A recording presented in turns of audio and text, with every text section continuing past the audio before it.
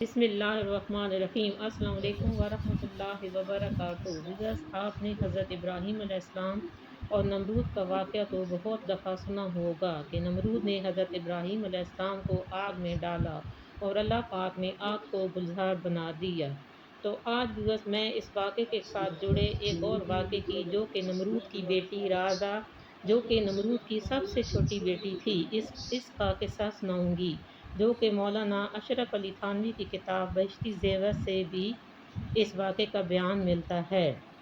Viewers, اگر ابھی تک آپ نے میرے چینل کو سبسکرائب نہیں کیا تو سب سے پہلے میرے چینل کو سبسکرائب کریں، لائک کریں، ساتھ بیل آئیکن کا بٹن پریس کر دیں تاکہ آنے والی ہر نئی ویڈیو کا نوٹیفیکیشن آپ کو ملتا رہے۔ حضرت ابراہیم کا آتش نمرود میں کود جانے کا واقعہ زبان زد عام ہے، اور خود حق تعالیٰ نے قرآن کریم میں حضرت ابراہیم کی اطاعت اور فرمانبرداری کا واقعہ بتاتے ہوئے انہیں خلیل اللہ کے لقب سے نوازا ہے۔ مگر بہت کم لوگ یہ بات جانتے ہیں کہ آتش نمرود کے گلزار کی خوشبو صرف حضرت ابراہیم علیہ السلام نے ہی نہیں سونگھی تھی، بلکہ ایک اور شخصیت بھی اس آگ میں آپ کے ہمراہ تھی، جس کو رب تعالیٰ نے آنے والی نسلوں کے لیے محترم بنا دیا۔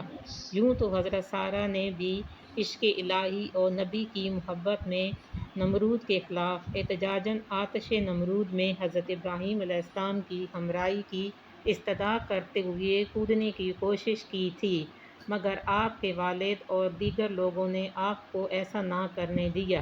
حضرت سارہ علیہ السلام اس وقت حضرت ابراہیم علیہ السلام کے نکاح میں نہ آئی تھیں۔ یہ شہادت کا مقام بھی عجیب ہے۔ رب کائنات جسے چاہتا ہے عنایت فرما دیتا ہے۔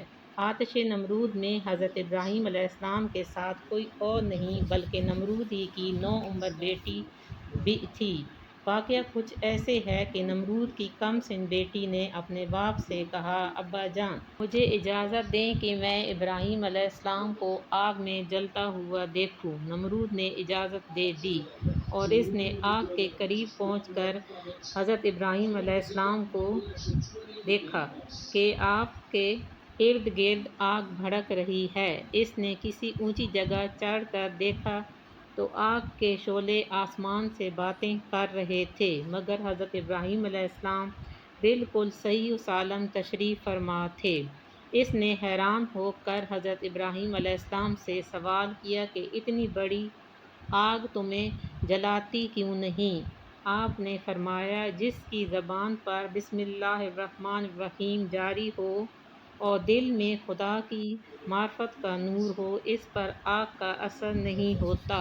نمرود کی بیٹی نے جب حضرت ابراہیم علیہ السلام کو آگ کے بھڑکتے ہوئے شعلوں میں بھی مطمئن اور خوش و خرم پایا تو بولی، اے ابراہیم، میں بھی تمہارے پاس آنا چاہتی ہوں، مگر چاروں طرف تو آگ کے شعلے بھڑک رہے ہیں، آؤں کیسے؟ آپ نے فرمایا، لا الہ الا اللہ ابراہیم خلیل اللہ کہہ کر بے خوف چلی آؤ۔ نمرود کی بیٹی نے اس پاک کلمے کو پڑھا اور فوراً آگ میں کود پڑی۔ خدا کی قدرت، آگ اس پر بھی سرد ہو گئی اور وہ اس میں صحیح و سالم زندہ رہی۔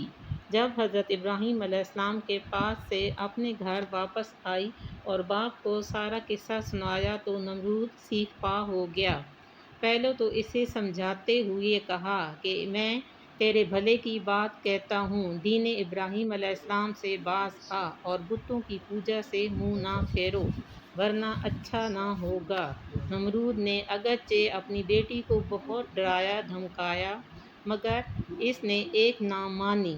آخر ملعون نمرود نے اس خدا کی پیاری پر ظلموں کے پہاڑ توڑ ڈالے۔ جب وہ سختیاں حد سے بڑھ گئیں تو خدا کے حکم سے حضرت جبرائیل علیہ السلام آئے اور خدا کی پیاری کو وہاں سے اٹھا کر حضرت ابراہیم علیہ السلام کے پاس پہنچا دیا۔